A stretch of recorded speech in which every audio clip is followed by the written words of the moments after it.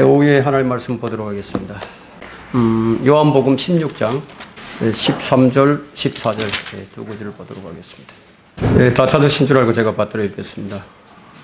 그러나 진리의 영이신 그분이 오시면 너희를 모든 진리로 인도하시리라. 그분은 자신에 관하여 말씀하지 아니하시며 무엇이나 들은 것을 말씀하실 것이요 또 너희에게 다가올 일들을 알려주시리라. 그분이 나를 영화롭게 하시리니 이는 그분이 내 것을 받아서 너희에게 알려주실 것입니다. 오후의 이 설교 제목은 성령의 이끌림을 받게 되면 이라는 제목으로 말씀을 전하도록 하겠습니다. 성령의 이끌림을 받게 되면. 오늘 우리 신앙생활에서 이제 가장 기본적이면서도 가장 많이 이제 왜곡되고 있고 간과되는 그런 부분에 대해서 저 설교를 할 것입니다. 사람들이 누구나 태어나면 죽는데 사람들이 이 죽음을 어떻게 하느냐 하면 죽는 사람을 보고 합니다. 죽는 사람이 있으니까 그걸 보면서 아 죽는구나 이렇게 알죠. 히브리서 9장 27절에는 한 번 죽는 것은 사람들에게 정해진 것이고 그 뒤에는 심판이 있는 것 같이 이렇게 말씀하셨지만 우리가 눈으로 보는 죽음은 눈을 보니까 아 죽음이 있구나 이것을 이해를 하지만 심판은 보지 못하기 때문에 죽은 이후에 일어나니까 심판이 있다는 것을 잘 모릅니다. 죽음은 알지만 심판은 잘 모릅니다. 사람들은 뭐 죽음을 나름대로 정의를 하죠. 어떻게 정의하든지 그건 사람의 판단이고 하나님은 이 죽음의 원인이 죄의 싹시라고 얘기합니다. 죄의 싹은 사망이라 얘기해요. 죽음의 원인이 죄라면 죽음의 유일한 해결책도 죄를 해결하는 길밖에 없습니다. 그러나 인간은 죄를 해결할 수 있는 능력이 전혀 없다는 거예요. 로마서 5장 10절 12절에는 이런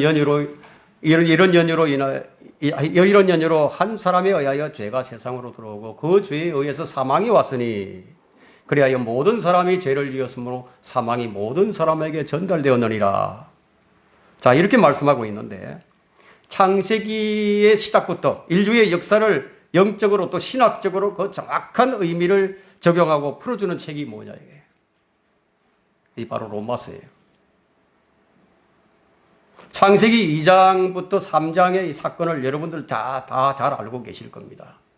그런데 이 사건이 흘러간 역사가 아니라 지금 현재도 여전히 우리 삶에 지대한 영향을 미치고 있다는 사실입니다. 아담의 범죄는 그 당대의 문제로 끝난 것이 아니라 현재와 앞으로도 계속해서 모든 사람에게 영향을 미치게 됩니다. 왜냐하면 사람은 모두 아담의 후손으로 태어났기 때문에. 그래서 로마서 5장 14절에서 그러나 아담으로부터 모세까지 아담의 범죄와 같은 죄를 짓지 아니한 자들의 위에도 사망이 군림하였으니 아담은 오실 분의 모형이라고 합니다. 성경은 분명하게 한 사람에 의해서 죄가 세상에 들어왔다고 말을 합니다. 그래서 사망은 아담의 범죄와 같은 죄를 짓지 않았음에도 불구하고 모든 사람들 위에 군림하는 거예요. 사망의 권세는 너무나 강해서 아무도 이기지는 못했습니다. 그래서 로마서 5장 17절에는 한 사람의 범죄로 말미암아 사망이 그 한 사람으로 인하여 군림하였다면 그래서 죽지 않은 사람이 아무도 없는 거예요. 바로 이 문제를 해결하시기 위해서 우리 주님께서 마지막 아담으로 오셨습니다. 마지막 아담이에요. 자, 이 문제를 어디에서 해결하신 것인가 하면 바로 그리스도의 십자가예요. 그래서 십자가는 새로운 시작입니다. 아담의 범죄가 세상으로 들어오는 모든 사람에게 영향을 미친 것처럼 예수 그리스도의 의가 그리스도 안으로 들어오는 모든 사람에게 영향을 미치게 하는 것이 바로 누구냐 하는 거죠. 그분이 성령님이십니다. 그래서 오늘 이 설교는 어찌 보면 성령과 십자가의 관계를 조명한다고 볼 수 있습니다. 육신의 출생은 아담의 모습, 즉 아담하죠. 흙이에요. 흙. 아담으로 태어난 것을 말하고 있고 거듭남은 옛사람이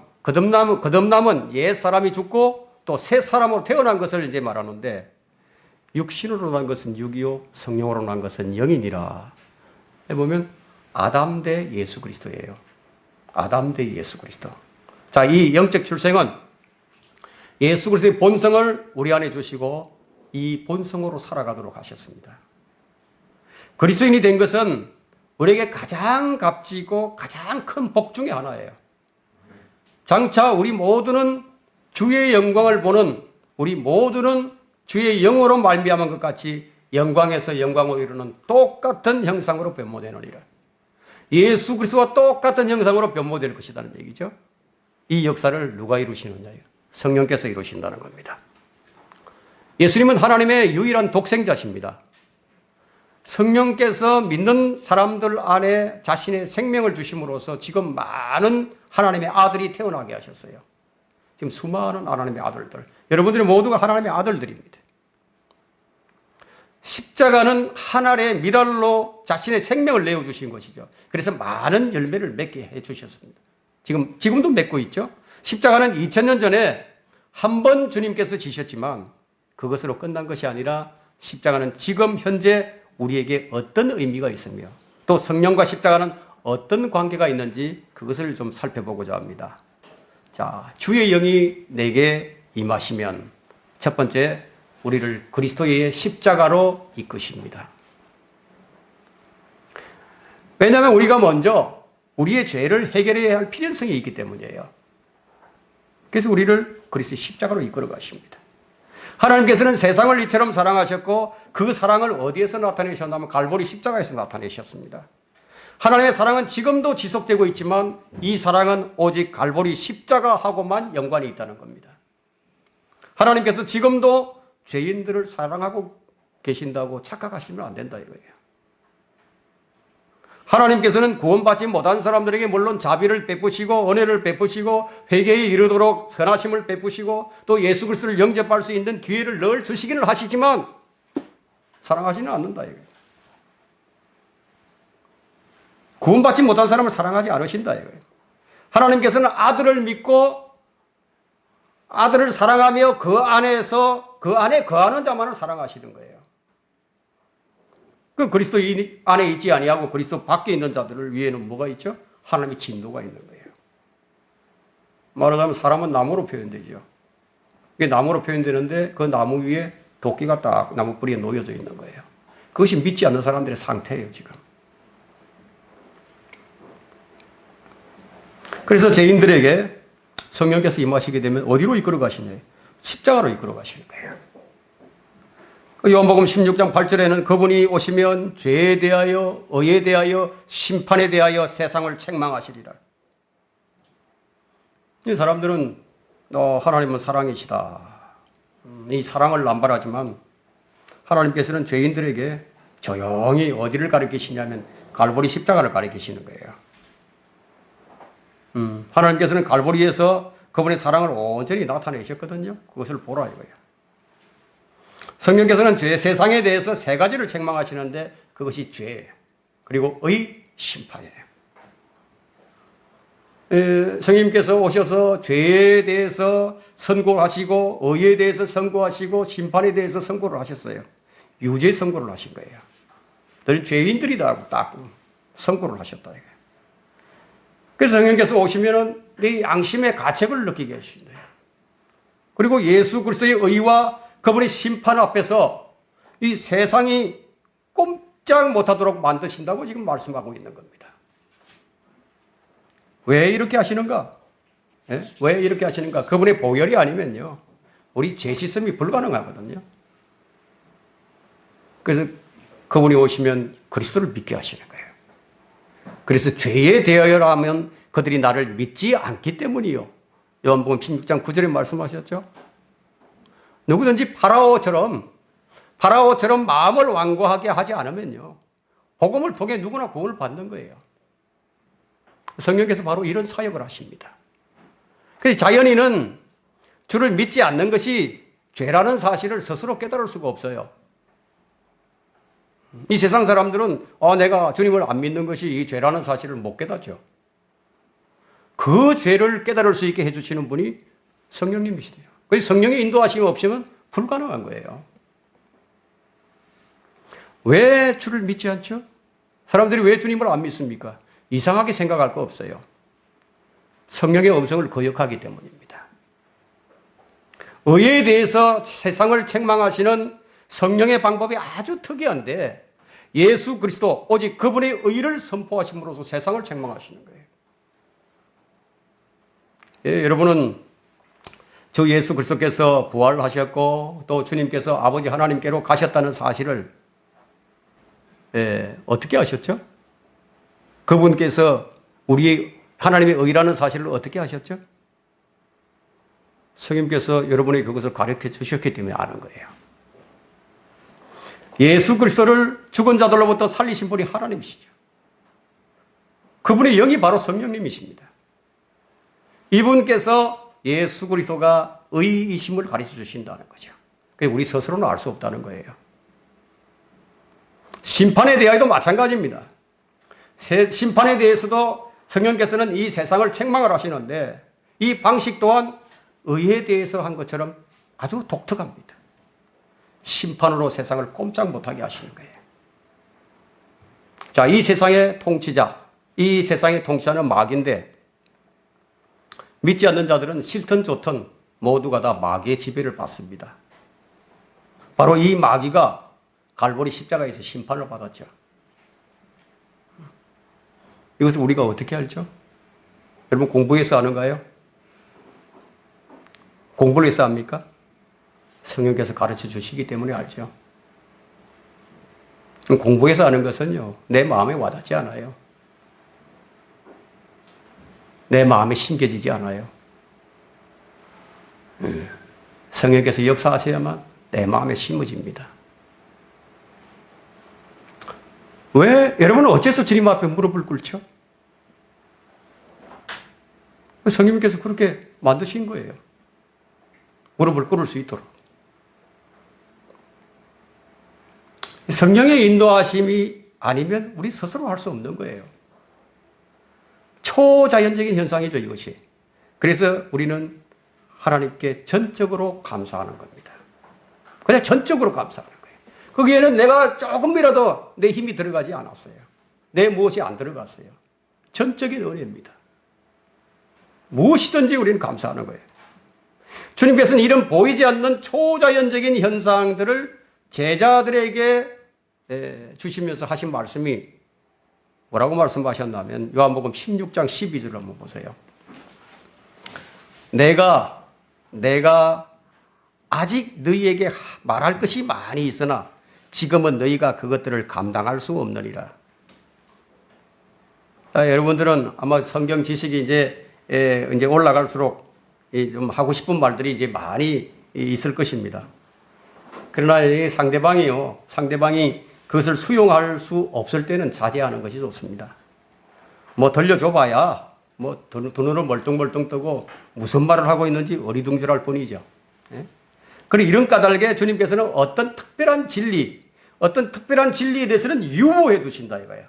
유보해 두십니다. 저 뒤로 밀어 두십니다. 그 여러분들이 그것을 알고자 해도 주님께서는 여러분들이 그것을 감당할 수 있을 때까지 안 알려주신다는 거예요. 진리의 영이 내 안에 딱 들어와 거하신다면 우리가 이 수동적으로 진리를 깨달을 뿐만 아니라 또 능동적으로도 이 진리를 찾아내는 일도 내게 맡기실 것입니다. 그래서 죽는 날까지 우리는 이 일을 멈출 수가 없어요. 성령께서는 아직도 환히 불을 밝히신 채 나를 인도하시는 그것을 보면 지금 알 수 있죠. 여러분들이 성령님의 인도하심을 지금 그렇게 감지하고 그렇게 생활을 하고 있습니까? 그걸 감지 못하면 불행한 거예요. 신앙생활 하면서. 감지해야 됩니다. 그럼 어떻게 하면 우리가 그걸 감지하느냐 이거예요. 성령님께서 그렇게 하실 수 있도록 내 자신을 의탁하면 됩니다. 주님께 온전히 의탁만 한다면 그렇게 하신다 이거예요. 이렇게 하는 것이 훈련인데 경건의 훈련이에요. 잘 맡길 줄 알아야 됩니다. 이 그리스도의 십자가에 피가 들어가면요. 아무리 더러운 죄, 아무리 뿌리 깊은 죄라 할지라도 남김없이 제거가 되죠. 그리스도의 피가 우리의 죄를 깨끗하게 흔적도 없이 처리를 해 주신다. 자, 이 진리를 모르게 되면 어떻게 됩니까? 이 진리를 모르게 되면 자신이 죄인임을 인식하고도 자신의 죄를 종교성으로 어떤 경건과 의로운 행위로 해결하려고 덤벼들게 됩니다. 하나님, 나의 죄를 해결할 수 있도록 좀 도와달라고. 내가 하나님, 내 죄를 좀 해결할 수 있도록 좀 도와달라고. 제발 좀 죄를 짓지 않게 도와달라고 기도를 하죠. 그러나 아무 일도 안 일어납니다. 그것은 경건의 모양만 있고 경건의 능력이 없는 거예요. 그런데 경건도 아니고 믿음도 아니고 의로움도 아니에요. 그것은 성령을 거역하고 주님의 은혜를 헛되이 하는 행위에 불과합니다. 자, 주님 앞에 나올 때는 있는 모습 그대로 나와서 그분의 피로 씻음을 받아야 하는 거예요. 성령의 도움으로 죄를 해결할 것 같으면요. 자, 여러분, 그리스도의 피, 그리스도의 십자가의 능력은 무엇이 되죠? 그리스도의 피 없이, 그리스도의 갈보리 십자가의 피가 없이 그냥 성령님께서 다 해결해 주십니까? 그건 그리스도의 은혜를 헛되이 하는 거죠. 성령께서는 우리를 그리스도의 십자가로 인도해서 우리의 죄들을 해결하시도록 만드시는 거예요. 그게 그것 아니냐고 말할 수도 있겠지만 그게 아니에요. 성령께서 하시는 사역이 있고 그리스도께서 하시는 사역이 있습니다. 그래서 성령의 역사는 우리를 갈보리 십자가로 인도해서 그분의 피를 믿는 믿음을 갖게 하셨다. 성령께서는 그런데 우리를 강제시키지 않아요. 강제하지 않습니다. 억지로 끌어다가 그렇게 하지 않는다 이거예요. 십자가로 이끌어 그분이 흘린 보혈의 공로와 그분의 피의 능력을 믿게 하심으로 해서 죄를 이기게 하시는데 얼마나 많은 사람들이 죄로 인해서 갈등하고 범민을 합니까? 이런 진리를 알지 못하는 사람들은 자신의 종교심으로 그리스도의 십자가를 대신하려고 하죠. 그래서 기도도 해보고 성경도 읽어보고 금식도 해보고 집회는 다 찾아다니며 보지만 계속해서 솟아나는 이 죄성을 이길 길이 없다 이거예요. 이것은 저의 간증이에요. 제가 이걸 다 경험했어요. 내 죄의 문제를 해결해 보려고 별짓 다 해봤습니다. 울어도 안 되고 힘을 써도 안 되고 믿으면 되는데 근데 아직 안 믿어진다 이거예요. 아무리 믿으려고 해도 안 믿어진다 이거예요. 이것은 신학을 하고 목사가 되어도 해결이 안 되는 일입니다. 내가 죄를 이기겠다는데 주님께서 좀 능력을 주셔서 힘을 주셔서 이기게 해주시면 얼마나 좋겠습니까? 근데 그게 아니라는 거예요. 자꾸 넘어지고 패배하죠. 주님께서 뭐라고 말씀하실까요? 너는 십자가에서 죽어야 한다고 하는데 너는 왜 자꾸 살려고 하느냐? 네가 왜 자꾸 살겠다고 힘을 달라고 하느냐고. 여러분 이런 경험하셨습니까? 성령의 능력은요, 나의 육신을 살리는 데 사용되는 능력이 아닙니다. 주님 뭐라고 말씀하실까요? 너의 육신을 죽일 테니까 너의 자아를 내놓으라 이거예요. 너의 자아를 십자가에 못 박을 테니까 그걸 내놓으라고 말씀하십니다. 오래 교회를 다니고 자신이 나름대로 성경대로 살려고 애를 썼다는 사람들일수록 오히려 자신의 자아를 굳게 붙들고요. 자아를 죽이려고 하지 않습니다. 그러나 죽음에 내놓아야만 그 다음 단계로 넘어가는 거예요. 성령은 우리를 그리스도의 십자가 위에 놓으심으로써 첫 사역을 시작하십니다. 생명의 성령은 먼저 우리 옛사람, 본성에 속한 사람을 일단 그리스도의 십자가에서 죽임으로써 시작을 하시는 거예요.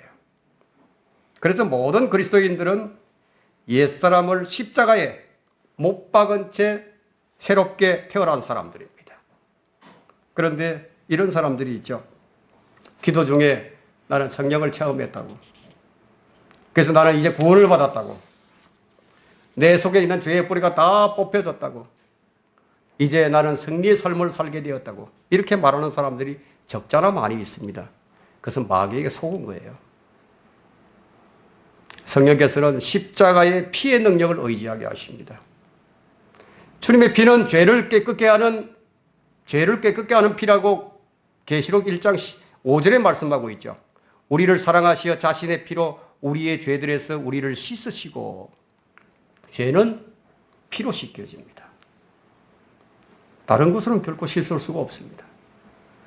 율법에 따르면 거의 모든 것이 피로서 정결케 되나니 피 흘림이 없이는 죄사함이 없느니라. 우리 히브리서 13장 12절에도 또 그런즉 예수께서도 자신의 피로서 사람들을 거룩해 하시려고 성문 밖에서 고난을 받으셨느니라. 그래서 성령께서 우리를 정결케 하시고 깨끗게 하시는 것은 갈보리 십자가의 피를 통해서 하시는 겁니다. 누가 성령의 불이 떨어져 가지고 자신의 모든 죄를 남김없이 다 태웠다고 우리는 그런 간증을 종종 듣지만 그것은 성령의 가르침이 아니죠. 에베소서 1장 7절에는 그의 사랑하시는 이 안에서 우리가 그의 은혜의 풍성함에 따라 그의 보혈을 통하여 구속 곧 죄들의 용서함을 받았느니라. 그래서 보혈입니다. 골로새서 1장 14절에도 그의 안에서 우리가 그의 보혈을 통하여 구속 곧 죄들의 용서함을 받았느니라. 보혈입니다. 거룩하신 성령께서는 철저히 그리스도의 십자가의 피를 통해 죄를 처리하신다는 것을 꼭 기억을 해야 됩니다. 그래서 성령께서는 이 십자가의 피와 이 십자가의 죽음을 우리 안에 더 깊이 각인시키는 일을 그 일을 하십니다. 교회사 2000년의 교회사에 사도 바울보다 더 영적이고 성령 충만했던 사람은 없었죠. 그의 일생은 어디에 집중이 되어 있었습니까? 그 계시가 풍성했던 사람. 신약 성경을 14권이나 썼습니다. 성령으로 충만했던 사람, 성령의 이끌림을 받았던 그 바울이 여러분 어디에 집중되어 있었습니까? 그리스도의 십자가에 집중이 되어 있었습니다. 갈라디아서 6장 14절에는 그러나 나에게는 우리 주 예수 그리스도의 십자가 외에는 결코 자랑할 것이 없나니 그로 인하여 세상이 나에게 십자가에 못 박히고 나도 세상에 그러하리라.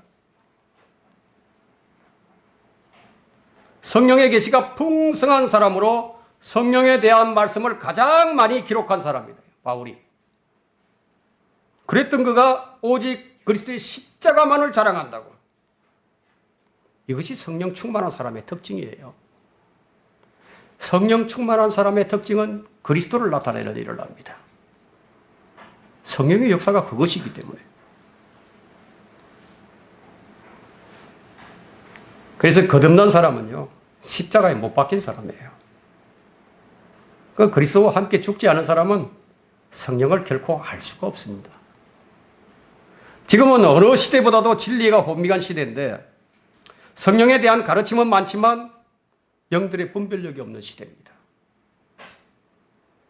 그래서 영들을 분별하는 방법이 뭐예요? 십자가의 잣대를 통해서 우리가 딱 재보는 거죠. 갈보리 십자가의 피의 능력이 강조되면 그건 성령의 역사입니다. 반면에 성령만 외쳐대고 있다면 그의 영이, 마귀의 영이 강력하게 역사하는 현장입니다. 성령께서 일하시는 강력한 도구는 십자가입니다. 성령은 그리스도의 피와 죽음과 부활 그리고 그리스도를 증거하십니다. 그리스도의 십자가는 지지 않으면서 성령 체험을 기도하면서 벌어지는 현상들은 끔찍한 비극이 아닐 수가 없어요. 갈보리 십자가는 우리의 죄인된 육신, 옛사람, 자아를 처리하는 장소입니다. 주님께서 달리신 십자가는 우리의 사형 집행 장소이다 이거예요. 이미 우리는 끝나버렸어요. 저주와 모욕과 수치를 받는 장소입니다. 성령께서 우리를 이곳으로 인도하신다는 사실을 아십니까? 주님께서 우리에게 어디로 가자고 말씀하시는지 한번 보십시다. 히브리서 13장 12절을 한번 펼쳐보십시오.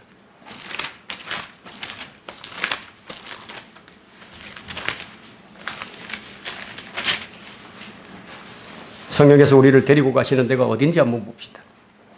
13장 12절입니다.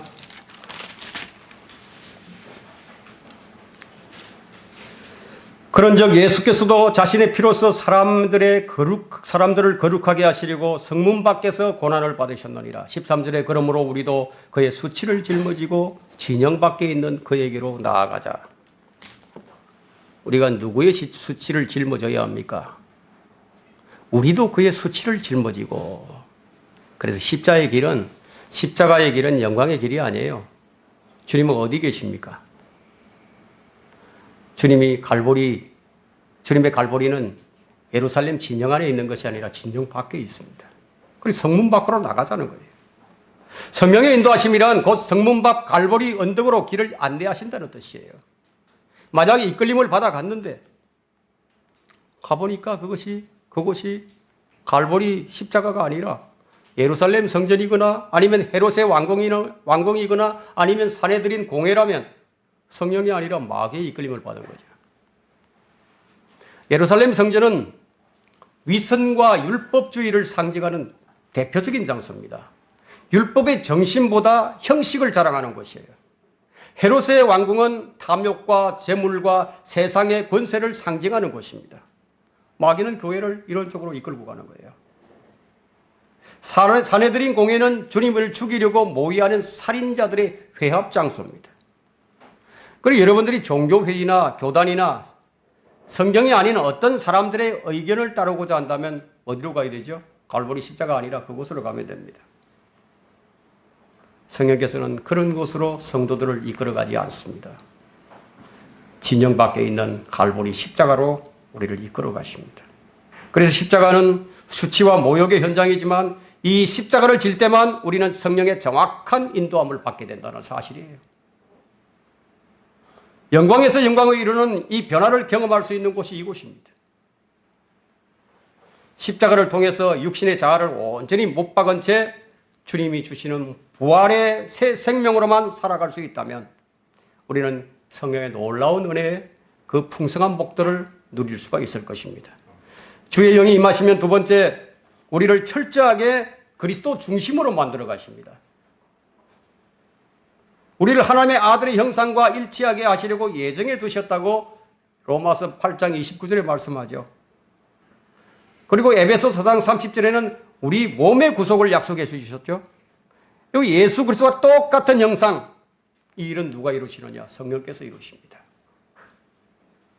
그런데 성령은 철저하게 그리스도를 위해서 일을 하십니다. 아주 철저하게.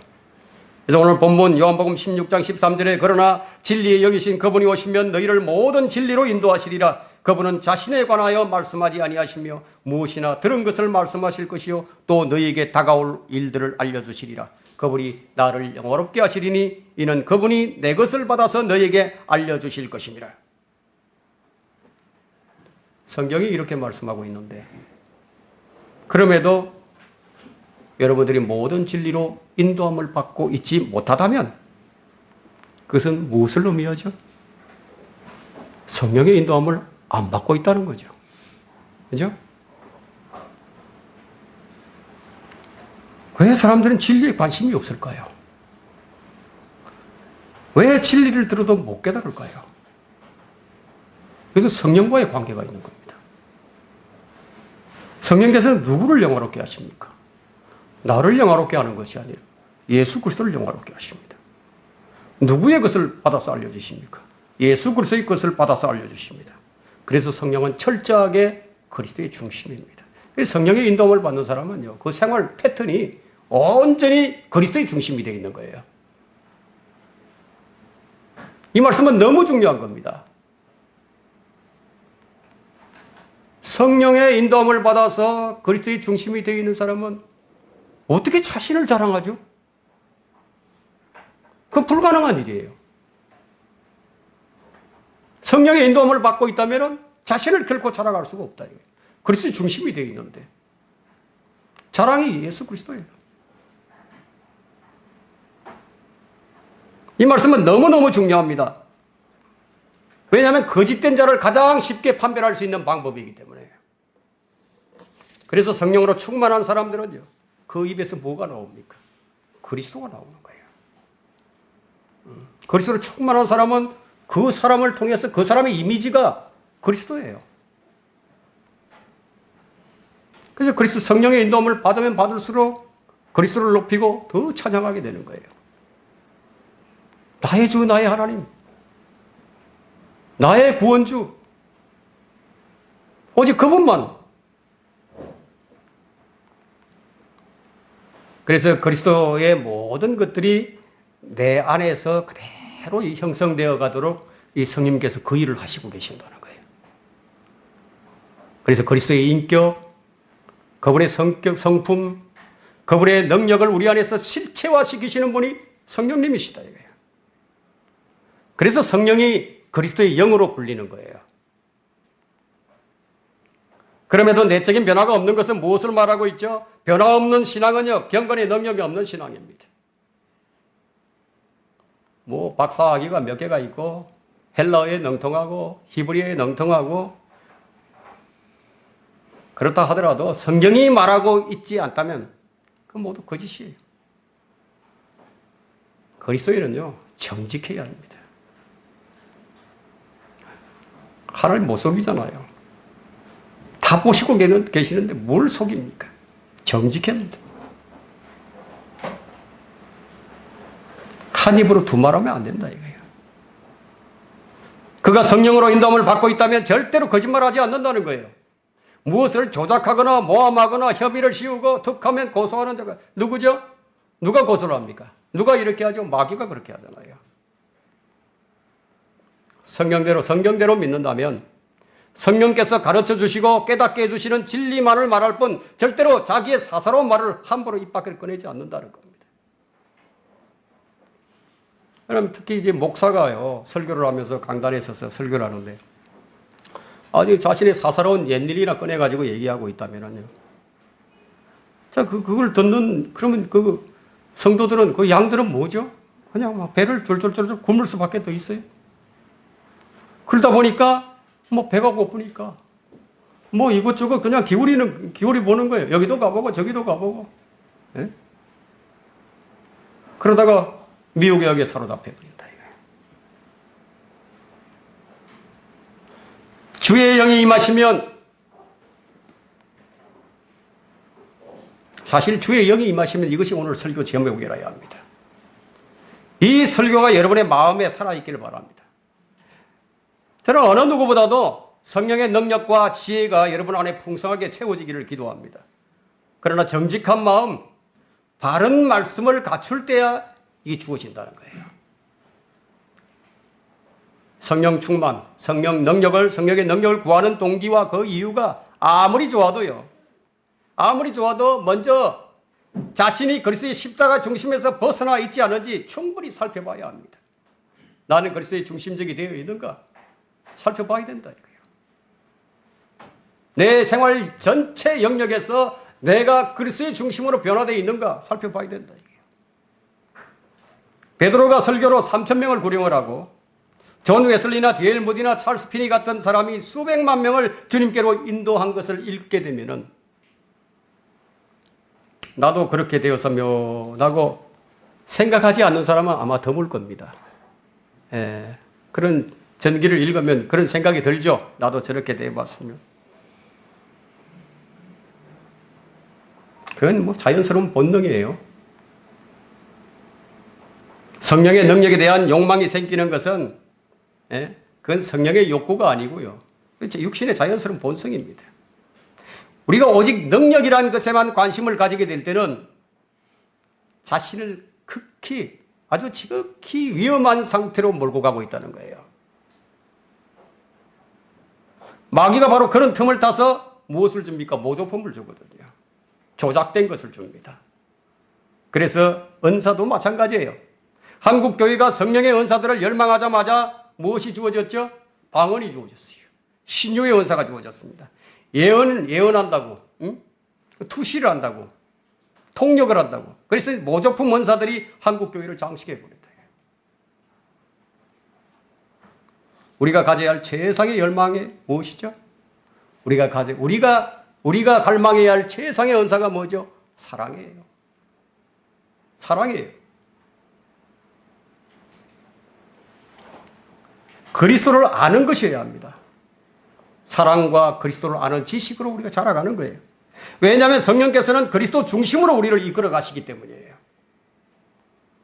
여러분, 제가 언제 설교할 기회가 있겠지만 예수 그리스도를 아는 것하고 예수 그리스도에 관한 지식을 아는 것하고는 다른 거예요. 같은 것으로 착각하시면 안 됩니다. 매우 중요합니다. 이런 부분에 있어서.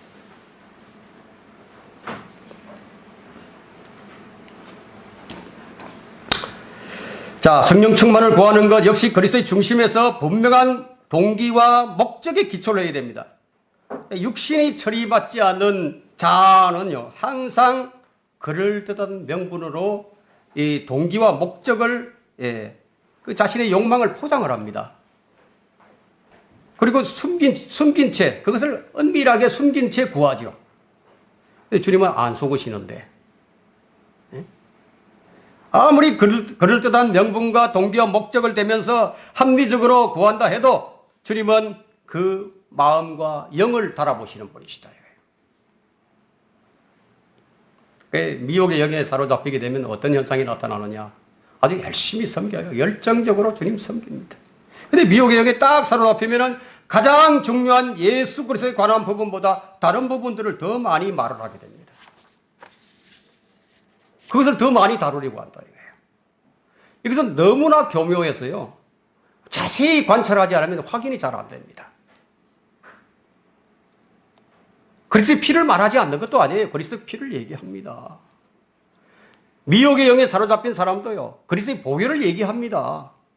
그런데 교묘하게도 그리스도의 피를 보혈을 격화시킵니다. 그 말하자면 구원의 영원한 보장을 얘기하다가도 자 어느 부분에 이르면 구원의 영원한 보장을 슬쩍 부인하는 말을 한다 이거예요. 성령께서 우리 안에 영원히 거하신다고 말을 하다가도 어느 부분에 딱 이르면 그냥 성령께서 나갔다가 들어왔다 나갔다 하신다고. 그 상황에 따라서 서로 다른 말을 한다 이거예요. 성경의 진리를 가지고 사람들을 그리스도의 중심에서 떠나 다른 부분으로 치중하게 만든다 이거. 아주 교묘하게.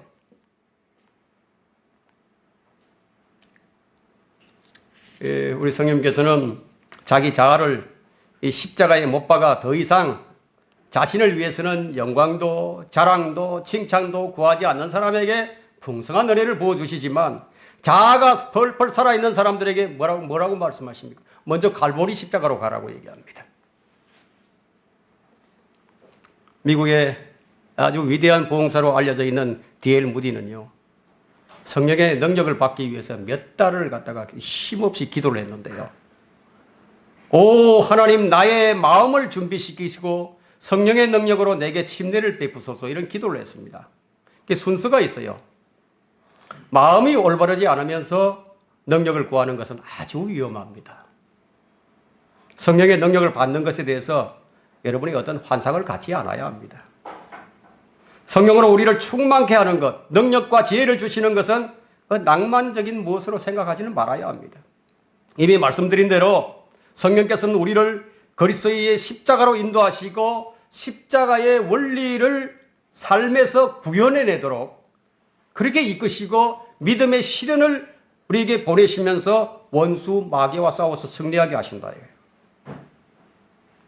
그래서 성령 안에서 살고 성령의 인도함을 받는 길은 꼭 푸른 초장, 실만한 그런 물가로 순간 이동하는 것이 아님을 여러분들이 아시게 됩니다.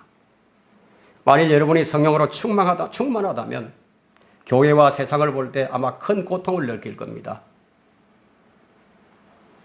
연약한 교회, 말씀이 없는 교회, 사랑이 없는 교회, 성령 충만이 없는 교회, 열정이 없는 교회, 도대체 이것이 살았는지 죽었는지 이런 교회를 보면서 마음의 아픔과 눈물과 통곡이 나오지 않는다면 여러분은 지금 성령과 무관한 삶을 살고 있는 거예요. 물질주의, 쾌락주의에 물든 세상의 거친 파도를 보면서 자 우리가 아무런 생각도 들지 않는다면 우리는 이미 영적 감각이 무뎌져 있는 상태입니다. 성령으로 충만하다면 주님이 느끼는 마음을 갖거든요. 주님의 생각을 갖거든요. 주님의 가치관이 곧 나의 것이 되는 겁니다. 그래서 성령 안에서 행하라 이렇게 명령하십니다. 성령 안에서 행하라. 어떤 영적 쾌락주의자들은요, 성령님이 완전한 행복을 만들어 줄 것이라고 생각하지만, 그러나 침례인 요한이 말한 것처럼 그분은 융성해야 하지만 나는 쇠잔해야 하리라. 우리가 이 땅을 살아가면서 바로 우리는 이런 고백으로 살아야 하는 거예요. 그분은 융성해야 하지만 나는 쇠잔해야 하리라. 우리를 높여주는 날이 있어요.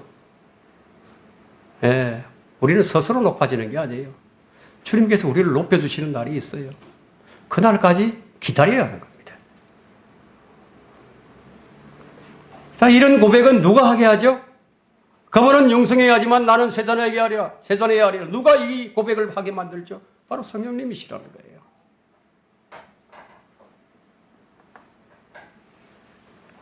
성령을 오해하는 사람들은 항상 행복하고 슬픔도 안 당할 것이라고 생각하지만 그것은 성경도 하나님의 능력도 모르기 때문에 하는 생각입니다. 성령께서는 우리로 하여금 그리스도의 마음을 품게 하시고 그 생각을 품게 하셔서 그리스도의 중심으로 우리를 만들어 가십니다. 주의 영이 임하시면 세 번째, 우리로 자기 십자가를 지고 그리스도를 따르게 합니다. 누가복음 9장 23절에는 누구든지 나를 따라오려거든 자기를 부인하고 날마다 자기 십자가를 지고 나를 따르라. 여러분, 십자가라는 말 그대로 그냥 고난이에요. 한번 성경을 보세요. 주의 영이 임했던 사람들, 선지자들과 사도들이죠. 그 얼마나 큰 슬픔과 고난과 눈물과 시련을 당했는지 우리는 성경을 통해서 생생하게 볼 수 있습니다. 교회와 세상을 보면서 죄악된 세상들을 바라보면서 그들은 울었어요. 이 죄악된 세상을 바라보면서요. 그리고 탄식을 했습니다. 그것으로 인해서 고통스러워했습니다. 그들은 십자가로 시작해서 십자가를 지고 주님을 따르는 무리들이었습니다. 그들은 주의 명령을 지킨 자들이죠.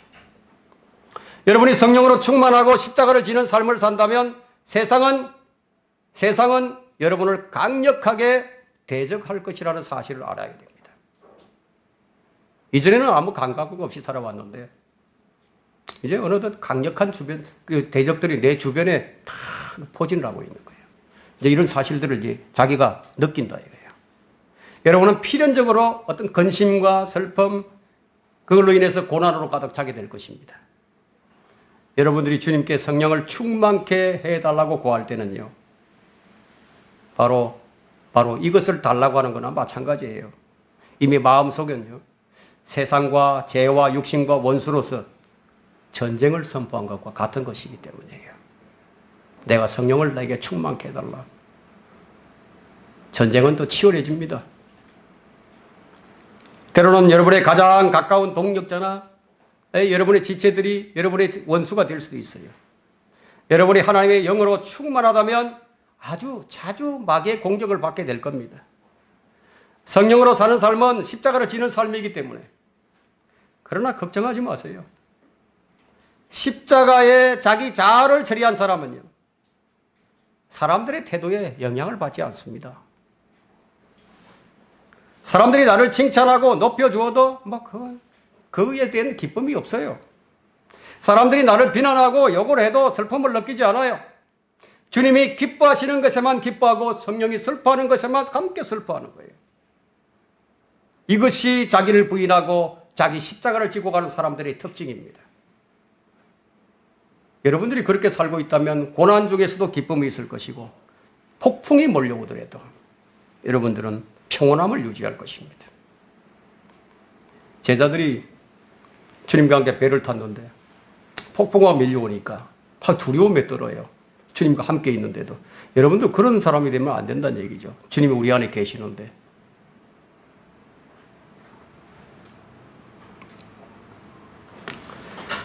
자, 사람들이 이제 그것을 보게 되면 어떨까요?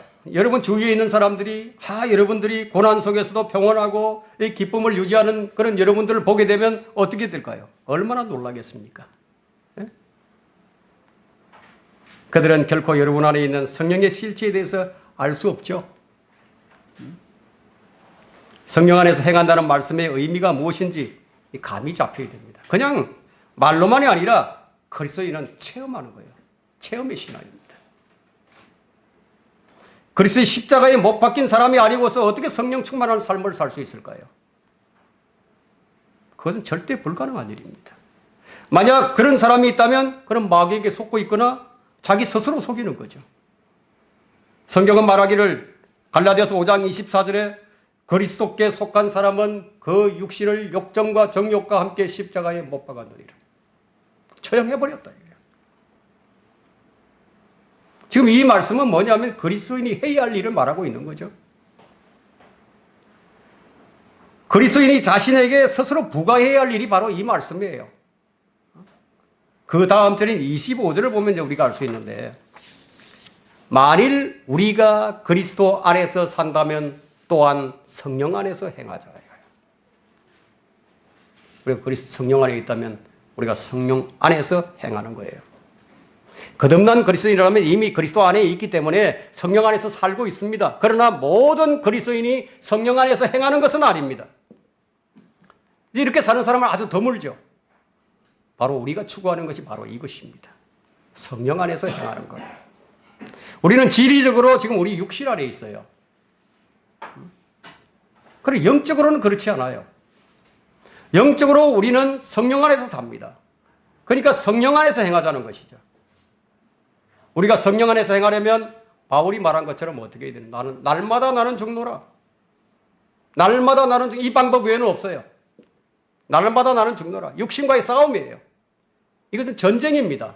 바울이 내가 그리스도와 함께 십자가에 못 박혀 있으나 이것은 하나님의 관점에서 볼 때는 실제로 죽어버렸다. 못 박혀 있다는 거죠. 그래서 로마서 6장 11절에는 그 육신을 욕정과 정욕과 함께 십자가에 못 박았느니라고 이렇게 말할 때 그는 하나님께서 그렇게 선언하신 것을 실행하는 참된 그리스도인을 지금 말하고 있는 겁니다. 욕정과 정욕은요, 참 광대하죠. 영역이 아주 넓어요. 탐심을 자극하고 또 이 생성시키는 것을 보고 그것을 좋아하거나 또 사랑하는 것, 그것을 원하거나 욕망하는 것이죠. 아마 이런 것들을 아마 기꺼이 갖고자 하는 감정이 있거나 또 아마 여러분들이 그걸 원할 겁니다. 이럴 때 위에 있는 것들에 내 마음을 두게 될 때, 그리스도의 십자가를 생각하게 될 때, 육신이 지금 현재 시제로 십자가에 처형된 거 있는 거예요. 딱 처형되어 있습니다. 이것은 무엇을 의미하느냐면 그리스도인의 생활에 지속되는 고통이 있음을 말해주고 있습니다. 영적으로 바라봐야 됩니다. 동정심이 없는 냉혹한 이 세상이 바라보는 눈길 앞에서 지금 못 박혀 있는 거예요. 우리는 한편으로 못 박혀 있는 거예요. 제가 왜 이 말씀을 계속 늘어놓냐면요, 이렇게 하는 모든 일들이 나 스스로 할 수 있는 일이 아니라는 거예요. 성령 안에 있으니 성령 안에서 행하려면 반드시 성령을 힘입어서 하라는 것을 강조하기 위해서 진부할이 많지 지금 제가 늘어놓는 거예요. 왜? 그것이 너무 중요하기 때문에. 육신을 따를 것이냐 아니면 성령을 따를 것이냐. 이 말씀을 지금 현재 바울이 육신과의 싸움에다가 적용한 것입니다. 성령께서 육신이 소름 끼치도록 싫어하는 것을 그걸 원하고 있고요. 또 육신은 성령께서 가정스럽게 여기시는 것을 원하고 있습니다. 그리스도인이 죽은 육체를 위해 일생을 허비하지 않는 유일한 길은 다른 게 없어요. 성령 안에서 행하는 겁니다. 그리스도인이 성령 안에서 행하고 성령의 열매를 맺는다면 어떤 정죄도 받지 않게 됩니다. 우리가 맺는 나쁜 행위들은요, 자, 우리가 육신에 내맡겨버리고 그 일들에 우리가 동의를 했을 때, 우리 의지가 동의했을 때 생기는 우리 육신의 일들입니다. 내가 동의하지 않으면 안 일어나죠. 동의를 하는 거예요. 우리의 선한 행위들은 우리가 성령님께 나를 맡기고 그 일에 우리가 동의를 했을 때 동의 안 하면 안 일어나요. 내가 육신의 동의라든지 아니면 성령의 동의라든지 동의를 해야 된다 이거예요. 우리가 성령 안에서 성령께 내 자신을 맡기고 성령의 동의를 했을 때 우리 안에 계신 성령께서 맺으시는 열매가 바로 성령의 열매입니다. 성령의 열매는 우리 인격, 우리 성품을 위한 것이죠. 성령의 은사는 능력과 관련이 있죠. 그래서 육신적인 그리스도인은요, 언제나 열매 이전에 뭔가를 보여주는 것을 갈망합니다. 그런데 바울은 헛된 영광을 구하지 말라고 강조를 합니다. 그래서 내적인 변화가 없는 외적인 변화는요, 헛된 영광만을 추구하는 위선적인 것입니다. 바울은 고린도후서 15장 17절에 누구든지 그리스도 안에 있으면 새로운 피조물이라. 옛 것들은 지나갔으니 보라 모든 것이 새롭게 되어도다. 누구든지 그리스도 안으로 들어가는 순간 하나님께서는 그 사람의 옛 것들을 다 끝내버리셨다. 그리스도를 믿는 순간에 단번에 일어나는 일입니다. 자, 이것은 우리 자신이 스스로 한 일이 아니죠. 우리는 어떤 행위도 한 일이 없습니다. 우리는 다만 믿음으로 동참한 것뿐이죠. 새로운 피조물이 되었다는 것은 그 옛날의 육신적인 욕망들이 모두 사라져 버렸다는 것을 의미하지는 않아요. 죄를 짓는 것을 멈췄다는 말도 아닙니다. 언제나 옳게 행할 수 있게 되었다는 것도 말하지 않습니다.